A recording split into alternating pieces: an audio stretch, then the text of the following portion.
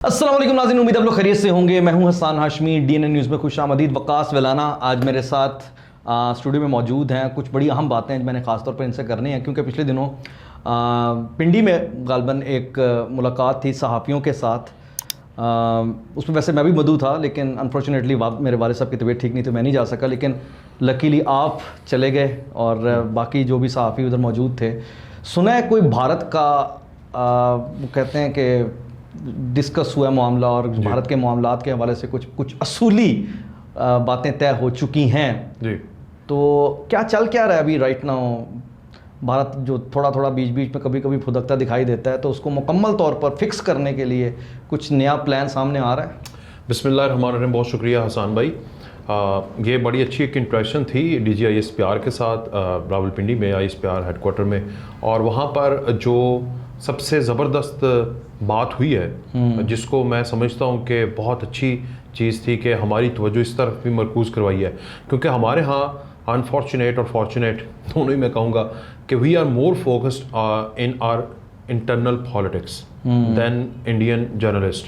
तो उसमें फ़र्क भी है, जैसे DG साहब ने भी बोला कि वहाँ पर they don't need any ads और media as a forum for advertisement या फिर पैसा कमाने के लिए। उनको पैसा मिलता है। उनके 5, 7, 8, 10 बिलियनियर्स जो हैं, उनको रियासत ने पाबंद किया हुआ है कि वो मीडिया को पैसे दें। वो पैसे कमाते हैं नाजायज़ तरीके से। इंडियन करोड़ों अरबों अरब आवाम का निचोड़ के पैसा वो कमाते हैं, और उसके बाद उन्होंने करोड़ों और अरबों रुपया मीडिया को देना होता है just to bash Pakistan and Pakistan army and all that, अपने गुनाहों पर पर्दा डालने। यस, हर टाइम। क्योंकि इसकी चंद वजूहात हैं जो कि एक एक करके मैं आपको बताता हूँ। सबसे पहली चीज़ कि वहाँ पर जो हमें समझ आई है वो ये है कि भारत अब रियासत नहीं है, फेल रियासत है। और रियासत एक चीज़ होती है जिसमें सारे यूनिट और जितने भी तमाम रियासतें हैं, जो उसके सूबे हैं, वो मिलकर एक फेडरल के साथ मिलते हैं। अगर आप इसको भारत को डिवाइड करें तो आपको पता चलेगा कि नॉर्थ ईस्ट में 7 रियासतें जिन्हें 7 सिस्टर्स कहते हैं, वो अलग हो जाएंगी भूटान के साथ साथ जितनी बांग्लादेश के साथ हैं। साउथ का सारा वहाँ पर आज़ादी की तहरीकें चल रही हैं, वो अलग हो जाएगा। मिड में आ जाएं तो वहाँ पर मुसलमान और हिंदुओं के साथ जो इनका रवैया है, दलितों के साथ, और गुजरात वाली साइड पे वो बहुत ज़्यादा इस वक्त परेशान हैं और वो आज़ादी चाहते हैं, क्योंकि वो इस तरह इस्तेसाली 21वीं सदी में इस्तेसाली कुव्वत के साथ नहीं रहना चाहते। खालिस्तान आपका फेवरेट, वो भी अलग। कश्मीर का मसला 80 सालों से है। तो बचता क्या है एंड पे? बिहारवा बचता है मोदी को। अच्छा, ठीक है। वो एक छोटा सा लैंडलॉक्ड रियासत बनेगी भारत अनकरीब। तो जब अखंड भारत का अपनी पार्लियामेंट के अंदर ये नक्शा लगाते हैं जिसमें पाकिस्तान और ईरान का कुछ हिस्सा और अफगानिस्तान का हिस्सा और बांग्लादेश सारा करके, और अपनी चेयर्स भी रखी हुई हैं, वो रखते हैं और इंटरनेशनल लॉज की खिलाफ वर्जी ये करते हैं खुल्ला, और फिर उसके बाद अपने मीडिया को पैसे देते हैं कि वो प्रोजेक्ट करे। दुनिया में 2 ही इस वक्त आते हैं जो कि अपने काम, अपनी आवाम के जो मामलात हैं उसको देखने के बजाय अपनी एक्सपेंशन के ऊपर काम कर रहे हैं, और दोनों ही इस वक्त जलील हैं। एक को पाकिस्तान ने ईरान के जरिए और मिडिल ईस्ट के थ्रू ठोक दिया, और दूसरे को डायरेक्ट, उसको शरफ हासिल हुआ भारत को कि डायरेक्ट उसने ठुकवाई, पाकिस्तान के हाथों ठुकवाई। एक है इसराइल और दूसरा कौन है? भारत। वो ग्रेटर इसराइल की बात करते हैं, ये अखंड भारत की बात करते हैं। और दोनों का हाल ये है कि वो इतनी सी रियासत है जिसको पाकिस्तान समेत बड़ी दुनिया के ममालिक रियासत मानते हैं। इसराइल तो रियासत वैसे ही नहीं है ना, वो तो वैसे एक नाजायज कब्जे के दास्तान। तो ये भी नाजायज कब्जा है ना, वही आपसे अर्ज कर रहा हूँ ना। हकीकत में अखंड भारत पखंड भारत है। यस, ऐसा ही है ना। आप समझे कि जो भारत का नक्शा है ना, इस नक्शे में हर जगह पर भारत का नाजायज कब्जा है। नाजायज कब्जा क्या होता है? जब वहां पर मौजूद मेजोरिटी रूल्स, वहां पर मेजोरिटी लोग आपके साथ रहना ही नहीं चाहते, तो आपने वहां पर कब्जा किया है। कश्मीर की हालत देख लें, 80-90 लाख की आबादी के ऊपर आपने 9 लाख फौज लगाई है। 6 से 7 बंदों के ऊपर एक फौजी है। दुनिया पूरी की फौज को इकट्ठा कर दें और एक मुल्क के ऊपर लगा दें तो 7 बंदों के ऊपर एक फौजी नहीं बनेगा, जो भारत ने वहां पर अपॉइंट की हुई है। और फिर कहते हैं जी वहां के लोग हमारे साथ हैं। तो ये तो इस हवाले से DGISPR ने जो एक बात की, जो कि अभी रिपोर्ट भी हो चुकी है, जंग में भी रिपोर्ट हुई है, कि भारत में अनकरीब बहुत बड़ा कत्ले आम जेनोसाइड होने वाला है। गजा से भी बड़ा, गाजा से दुनिया का सबसे बड़ा, सदियों का सबसे बड़ा जेनोसाइड होगा। क्यों? उसकी वजह यह है कि भारत की फौज और भारत की जो रियासत और जो आरएसएस का नजरिया है, वो उनको समझ आ गया कि हमारे साथ कोई रहना नहीं चाहता। अब उनको मजीद साथ रखने के लिए एक ही चीज है, वो उनके पास जुल्म है, लाठी है, बंदूक है, तोप है। वो अपने लोगों के ऊपर अनकरीब भारत की फौज जो है वो तोप चलाएगी। ये मुझे इस सारी इंट्रैक्शन में समझ आई। और इसमें अच्छा, ये तो ऑलरेडी इनके प्लान का भी तो हिस्सा है ना कि हिंदुस्तान यानी हिंदुत्व की ही एक जगह करार देते हुए उसमें तो बाकायदा आम वो जो आपको पता है आरएसएस के गुंडे हैं, उन्हें बर्छियाँ और तलवारें दी जा रही हैं कत्लेआम करने के लिए। और उन्होंने बाकायदा ये एक ऐलान किया हुआ है कि 2025 में वैसे तो उन्होंने किया था, लेकिन अब ये थोड़ा एक्सटेंड हो गया है कि नॉन हिंदुओं के लिए हिंदुस्तान तो है ही नहीं, उसमें या तो आप हिंदू धर्म कबूल कर लें या आप उस जगह को छोड़ के कहीं दूसरी जगह निकल जाएं। और तीसरा ऑप्शन वही है जो अभी आप जिक्र कर रहे हैं, जो डीजी साहब ने भी आप कह रहे हैं कि फरमाया और आपने खुद अपने कानों से सुना है। तो मतलब ये तो जो होने जा रहा है, बहुत बड़ी जिम्मेदारी पाकिस्तान के कंधों पर आ चुकी है। आपको एक बात बताऊं जो मुझे हैरानगी आ गई है ना, आ गई, मैं बता रहा हूं ना क्यों जिम्मेदारी क्यों आई है। एक और बड़ी बात बताता हूं, आबे ज़मज़म। मैं नौज़ बिल्ला, मेरे जज्बात जो है ना, मेरे रोंगटे खड़े हो रहे हैं। वहां पर मौजूद एक पखंड ने, एक हिंदू ने, एक आरएसएस के कुत्ते ने बोला है कि वो भी हमारा है। वो उसने अपने राम और उनके साथ जोड़ के उसको एसोसिएट किया कि वो भी हमने कब्जा करना है। तो मुसलमानों को अब देखना पड़ेगा कि आपके पास दुनिया में दो ही दुश्मन है, मगरिब में इसराइल है और मशरिक में, इससे नजरें ना ओझल कीजिए।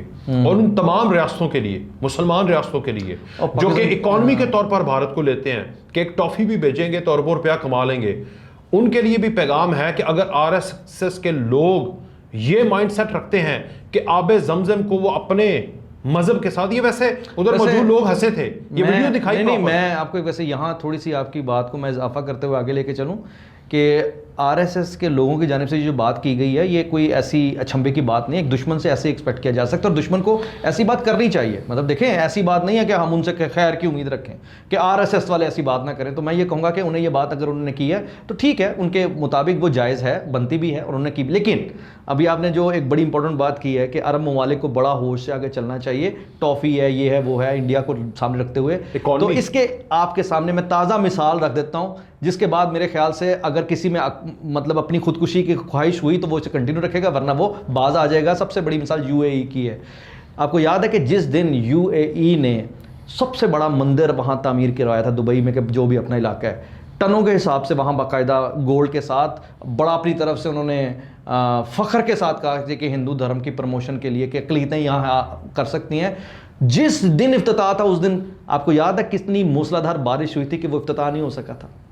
और उस दिन के बाद से जिस दिन से यूएई में हिंदुस्तान मतलब हिंदू टेंपल बना है, मंदिर बना है, तब से लेकर आज तक कौन सा दिन ऐसा है जिस दिन यूएई जलील नहीं हुआ?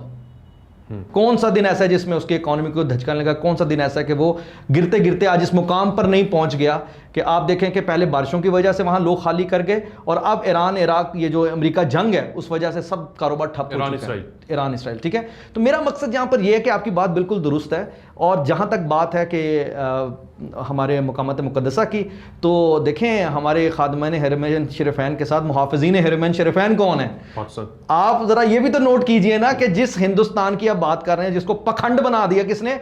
पाकिस्तान ने। और जिस इसराइल का भी आप जिक्र कर रहे हैं नाजायज रियासत, उसको भी पखंड बना दिया पाकिस्तान ने। आज इस वक्त पाकिस्तान की फौजें इसराइल की सरहद के ऊपर बैठी हैं और पाकिस्तान की फ़िज़ाइया इसराइल के सरहद के आगे पीछे चक्कर लगा रही है। तो इंशाअल्लाह अज़ीज़ हिंदुस्तान के अवाम की भी जंग हम ही ने लड़नी है। ठीक, वो मुझे बड़ी अच्छी बात ख्वाजा आसिफ की लगी। उन्होंने कहा कि पाकिस्तान का बंदा पासपोर्ट के ज़रिए इसराइल में जा नहीं सकता, लेकिन फौजी जा सकता है।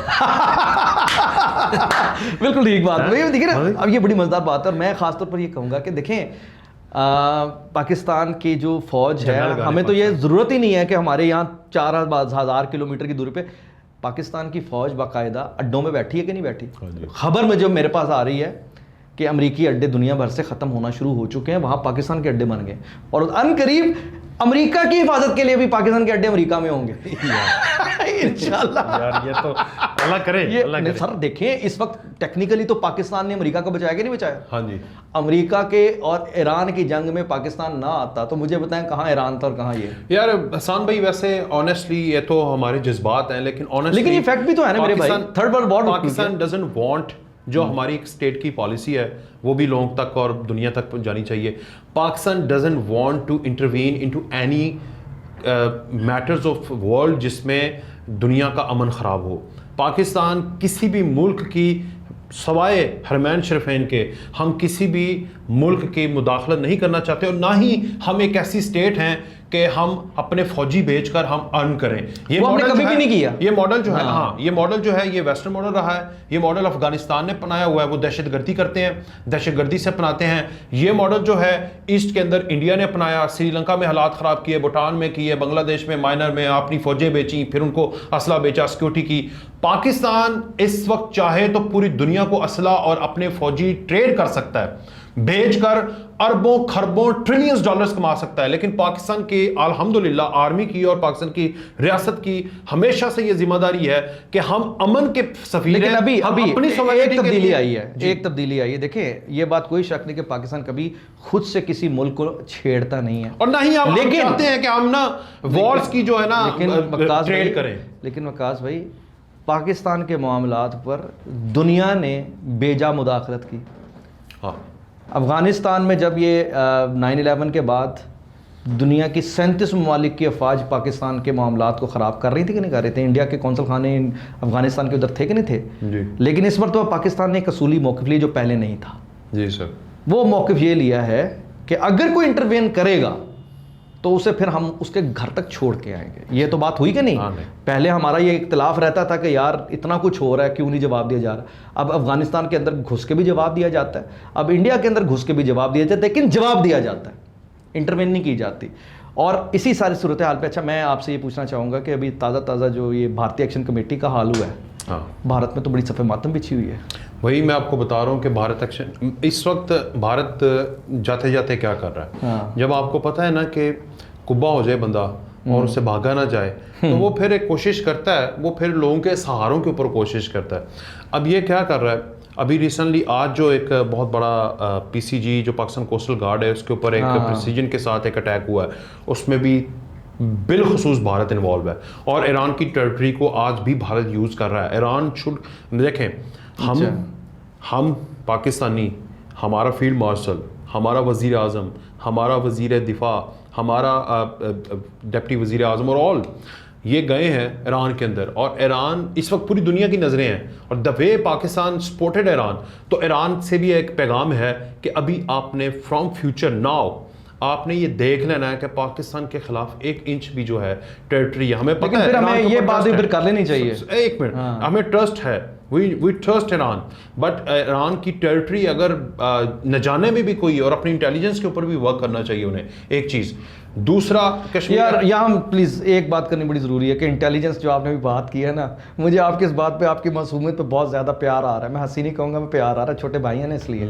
बात यहाँ पर यह है कि उनकी इंटेलिजेंस ना कहें यार, ऐसे नहीं करने। देखें, उनकी पहली दूसरी टियर की लीडरशिप मारी गई है। आप देखें ना, आप मुझे बताएं ना कि इस इंटेलिजेंस का क्या करें हम।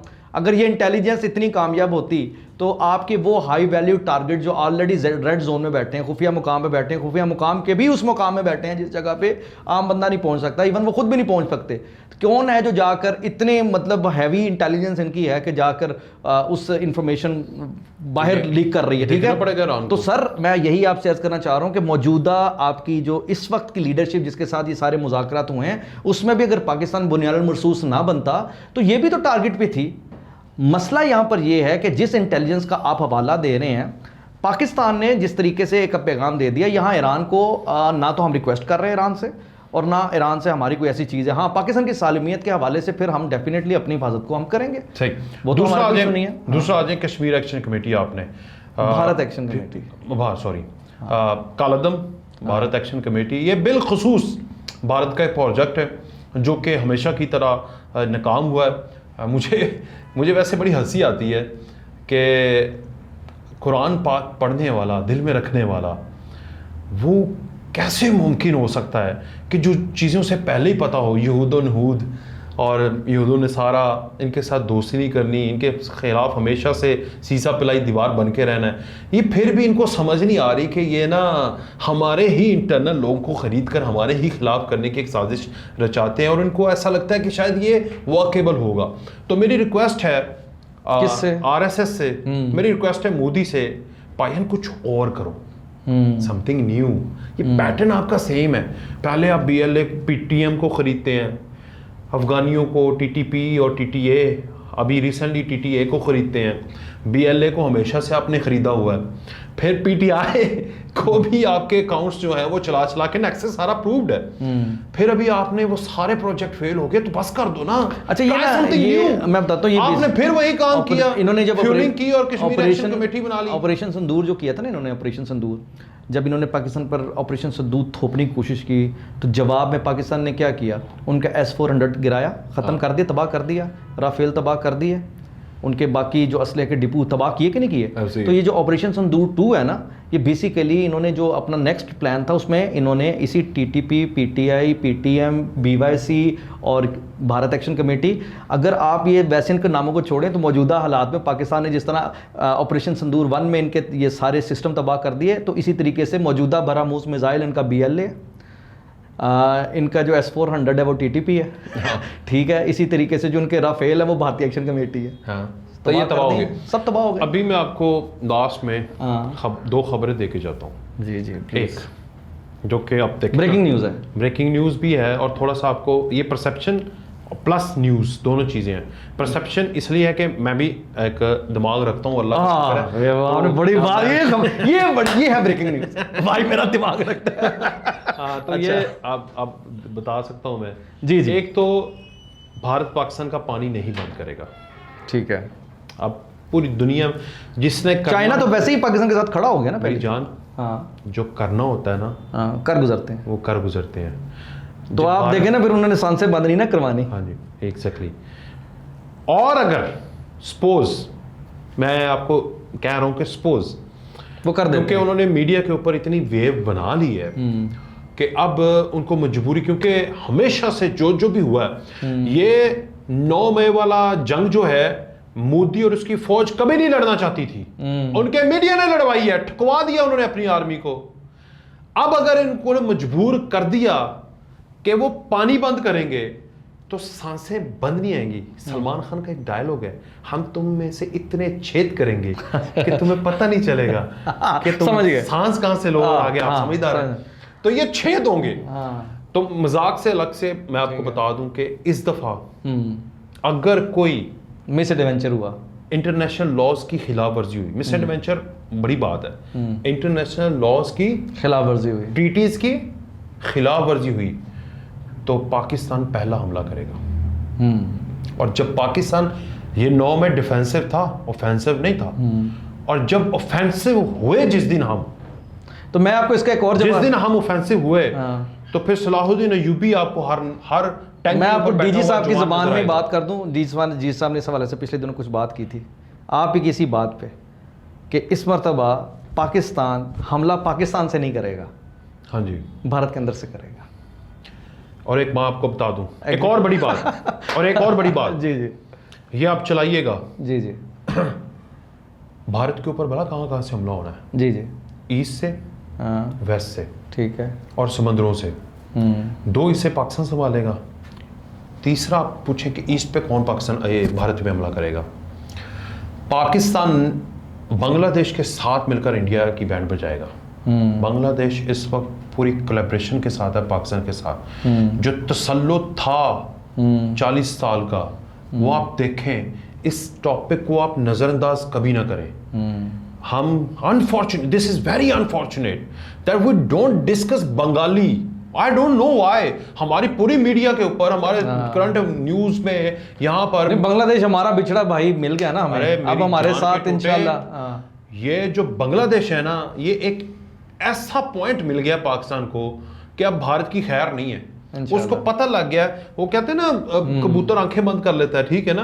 तो शायद ये लोगों ने आंखें बंद की हुई थी, आंखें खोली हैं, उन्हें खतरे का पता लगा, और उसके बाद उन्होंने स्ट्रेटजी बनाई है। बिल्कुल ऐसे स्ट्रेटजी अब देखें कितने प्यार के साथ बांग्लादेश को तसल्लुत से निकाला, और ये हम क्लियरली कहते हैं वी डिड दिस। हाँ आप बांग्लादेशी अवाम चाहती थी, तो मैं आपसे रिक्वेस्ट आपसे भी करूंगा और हम खुद भी करेंगे कि Bangladesh should be our topic.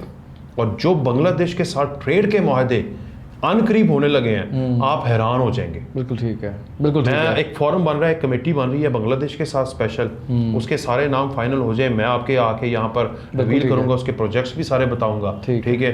और उसमें हम भी हिस्सेदार हैं। वो जो कमेटी है वो अप्रूव्ड है, वो ये ऐसे नहीं है, वो कश्मीर कमेटी से बड़ी कमेटी है जो ट्रेड भी करेगी और डिफेंस प्रोजेक्ट्स, मतलब जो पहले हमारी ऐसे ना अरे मेरी दोस्त जो हमारी पार्लियामेंट की कश्मीर कमेटी होती है, मैं कह रहा हूं वाले नहीं ठीक है। तो वो एक डिफेंस पैक्ट है।